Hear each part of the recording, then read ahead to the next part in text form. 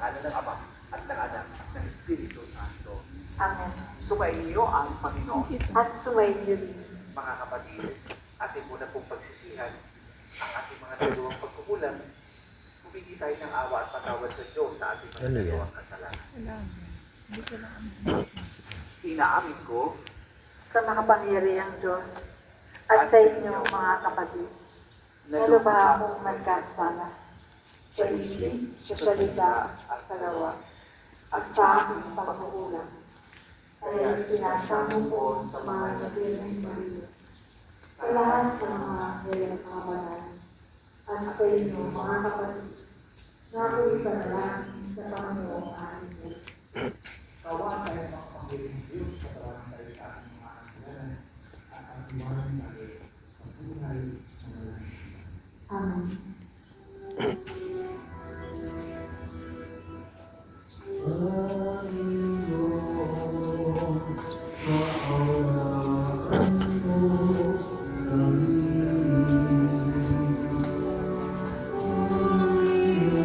Okay, lecture ako.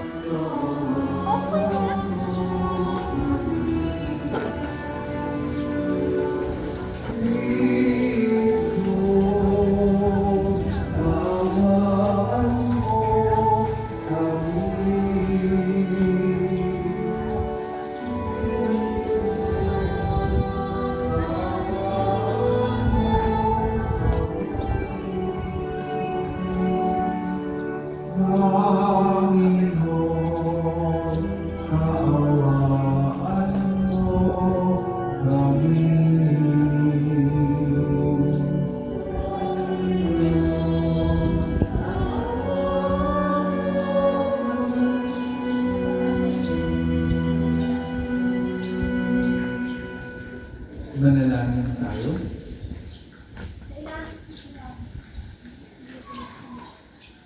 Ama namin makapangyarihan, ang langit at lupa ay iyong pinamamahalaan. Digin mo ang pagloob ng iyong sambayanan at pagkalooban mo kami ng kapayapaan araw-araw sa pamamagitan ni Jesucristo kasama ng Espiritu Santo magpasawalang hanggan. Amen. Doon tayo. Ito na. Pagbasa mula sa sulat sa mga Hebreo. Mga kapatid, itong si Melchizedek ay hari ng Salem at saserdote ng kataas-taas ng Diyos. Nagpabalikla si Abraham mula sa pagpaksa sa mga hari. Sinalubong siya ng Melchizedek at sinabi sa kanya, "Pagpalain ka ng Panginoon." Ibinigay sa kanya ni Abraham ang ikaput ng lahat ng nasamsam sa lahat. Ang unang kahulugan ng pangalan ni Melchizedek ay hari ng katarungan. At siya ay hari ng Salem, na sa ibang salita'y hari ng kapayapaan. Walang nababanggit tungkol sa kanyang ama at ina, o sa angkang pinagulan niya. Hindi rin natala ang kanyang kapanganakan o kamatayan, tulad ng anak ng Diyos. Siya'y saserdote magpakailanman. Ito'y lalo pang naging maliwanag na magkaroon ng ibang saserdote katulad ni Melchizedek. Naging saserdote siya dahil sa kapangyarihan ng buhay na kailan may di matatapos at iniidalin sa langit ayon sa tuntunin ng kautusan. Sapagkat ito ang sinasabi ng kasulatan tungkol sa kanya. Ika'y saserdote magpakailanman ayon sa pagkasaserdote ni Melchizedek. Ang salita ng Diyos. Salamat sa Diyos. Salmong tugunan, ika'y paring walang hanggan katulad ng Melchizedek. Ika'y paring walang hanggan katulad ni Melchizedek. Sinabi ng Poon, sa hari ko't Panginoon, maupo ka sa kanan ko, hanggang ang kaaway mo ay lubos na makasuko, pagkat iyong matatalo. Ika'y paring walang hanggan katulad ni Melchizedek. Magmula sa dakong Siyon ay palalawakin niya ang lupay iyong sakop, at lahat ng kaaway mo sakupin at pagharihan. Ganyan ang kanyang utos. Ika'y paring walang hanggan katulad ni Melchizedek. Sasamahan ka ng manda kung dumating ang panahon lusubin ka ng kaaway, magmula sa mga bundok, lalabas at sasamahan ka ng mga kabataan. Kay paring walang hanggan, katulad ng Melchizedek. Ang Ino'y may pangako na ito'y tiyak mangyayari. Ganito ang kanyang saysay. Katulad ni Melchizedek, gagawin kang saserdote na hindi nawawakasan. Kay paring walang hanggan, katulad ng Melchizedek. Kasi tayo pa.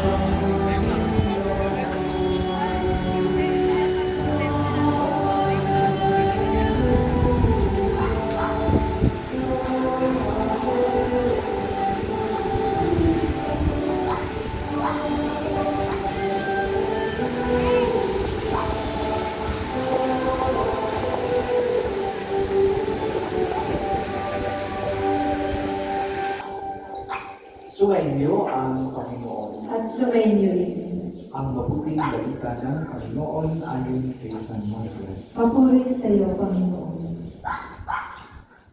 Noong panahon yun, muling pumasok si Jesus sa sinagoga at naragnan nila roon at isang lalaking patay ang isang kamay. Kaya't binantayan si Jesus ng ilang taong naroon upang tingnan kung pagkatinin niya ang lalaking iyon sa araw ng pagwahiya para may maiparatang sila sa kanya. Tinawag ni Jesus ang lalaking patay ang kamay. Halika dito sa unahan.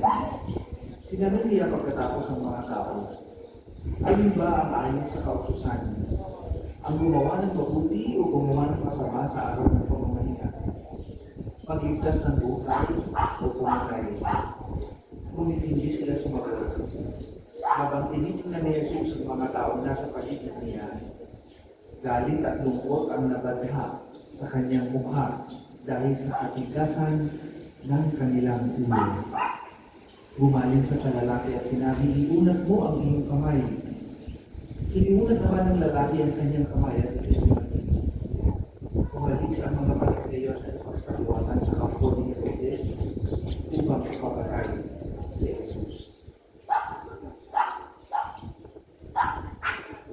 Mga kapatid, ang mabuting balita ng Panginoon. Pinupuri ka namin, Panginoon sa Kristo.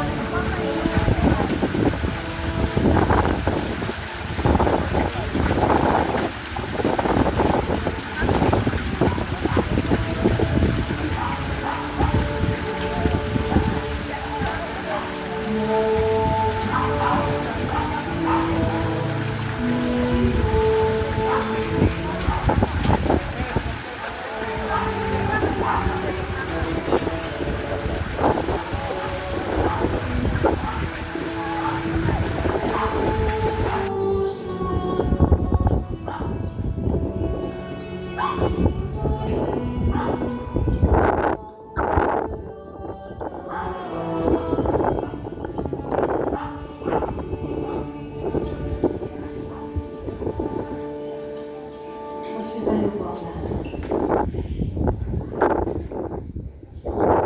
Manalangin kayo mga kapatid, ang paghain natin ay dalugan ng Diyos amang makapangyarihan. Tanggapin nawa ng Panginoon ang paghahain sa iyong mga kamay, sa kapurihan at karangalan, sa ating kapakinabangan at sa buong sambayanan niyang banal. Ama namin lumikha, pagkalong mga kapatid, banal na pagkain. Sapagkat tuwing pinagdiwa ang alaala ng anak mong nag-alay, ang pagkakas sa Nangyayari ito ang aming pakinabangan sa pagkakas ng kasama ng Espiritu Santo magpasawalan ng hanggan. Amen. So ay inyo ang Panginoon At sa kayo, at sa Diyos ang puso at itinalasan natin sa Panginoon. ang pasalamatan natin na ang Panginoon at Alam ang mananahin sa natin ang tulong magkakatipon ang nailayan kahit na ito walang anumang nagdaragdag sa kadakilaan sa iyo. Sa pagpupuli namin ang nakikinabang at ang nagiging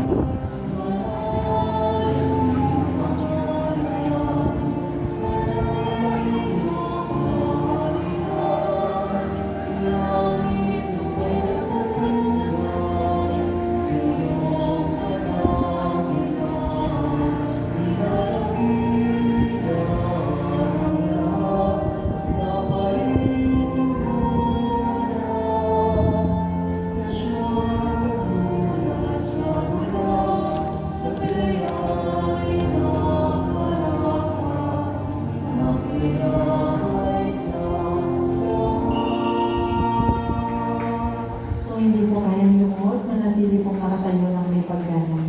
Ama namin banal, ito ang kapal ng tanang kapanalan, kaya sa magkita na yung Espiritu gayong banal ang mga kaloob nito, upang para sa aming maging katawan at dugo ng aming Panginoong Jesucristo.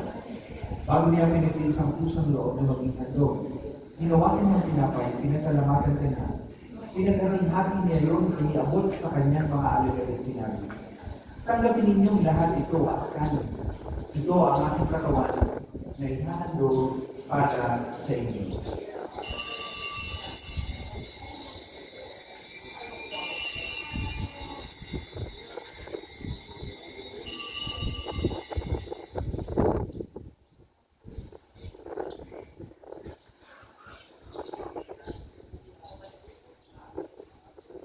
Ganyan din naman matapos ang hapunan, ginawa kanyang kalis, muli kanyang pinasalamatan. Iniabot niya ang kalis sa kanyang mga alagad at sinabi, tanggapin ninyong lahat ito at inumin. Ito ang kalis ng aking dugo, ng bago at walang hanggang tipan. Ang aking dugo na ibubulos para sa inyo at para sa lahat. Sa ikapagpapatawad ng mga kasalanan, gawin ninyo ito sa pag-alaala sa akin.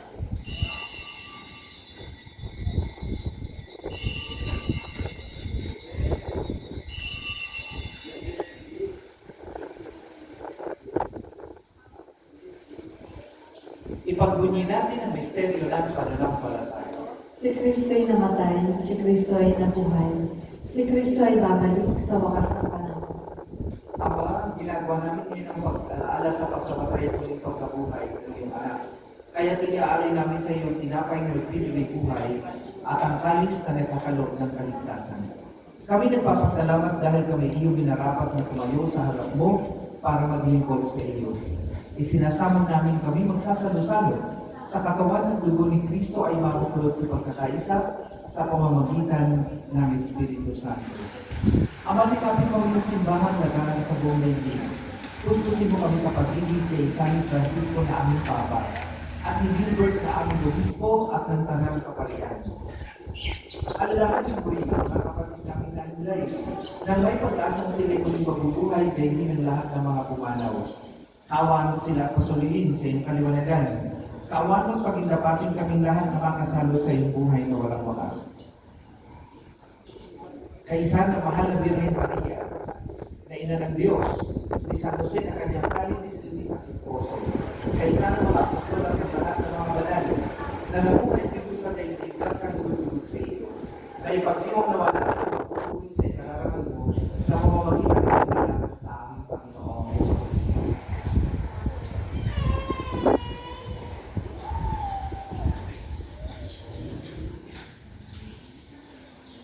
Sa pamamagitan ni Kristo kasama niya sa Kanya, ang lahat ng parangal at papuri ay sa iyo. Diyos amang makapangyarihan, kasama ni Espiritu Santo, magpasawalang hanggan.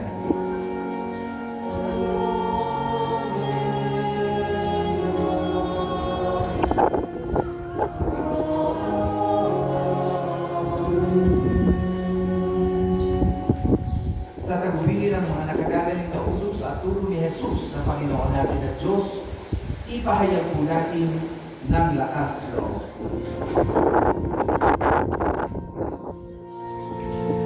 Abad namin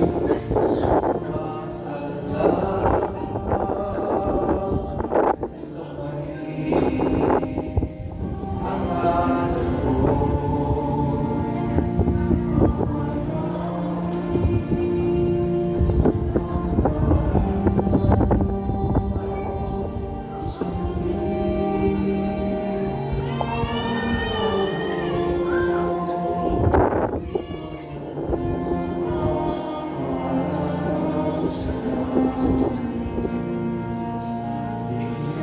ko.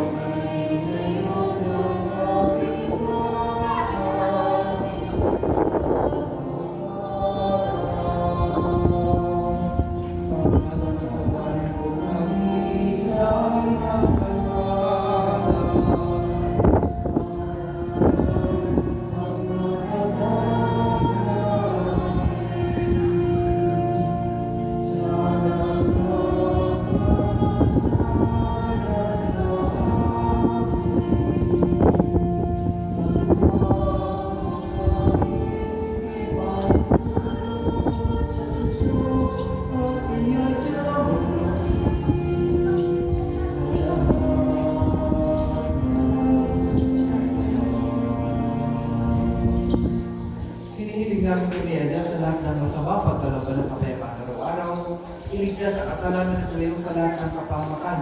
Samantalang aming pinananabitan ang dakilang araw ng pagpapahayag ng tagapagligtas namin, si Yeso Cristo.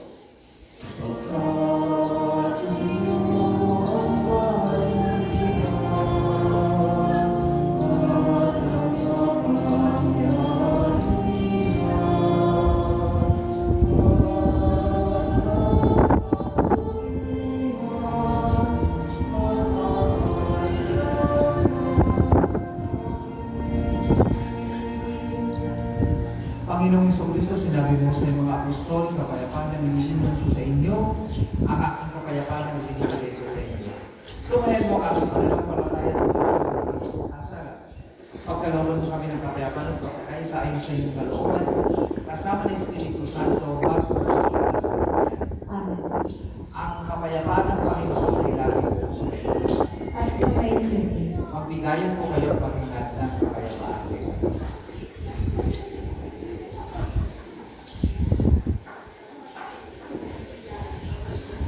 Kordero ng Diyos na nag-aalis ng mga kasalanan ng sanlibutan, maawa ka sa amin. Kordero ng Diyos na nag-aalis ng mga kasalanan ng sanlibutan, maawa ka sa amin. Kordero ng Diyos na nag-aalis ng mga kasalanan ng sanlibutan, pagkaloob mo sa amin ang kapayapaan. Kung hindi po kayong lumuhod, manatili mong nakatayo ng may pagganay.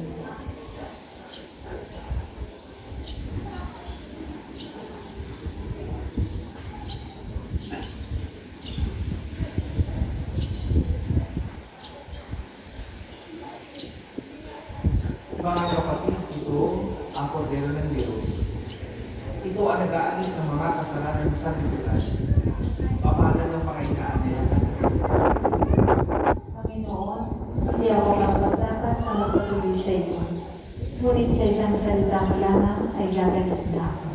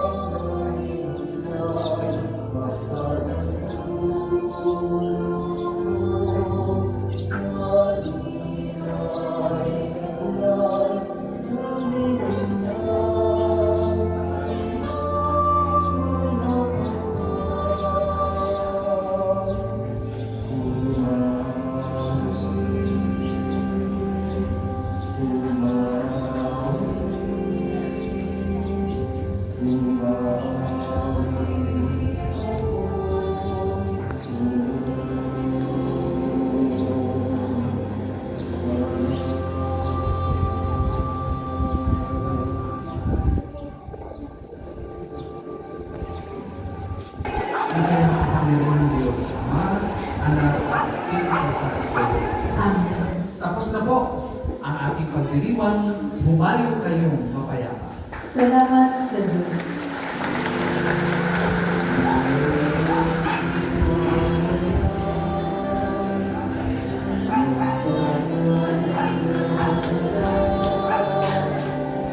Thank you.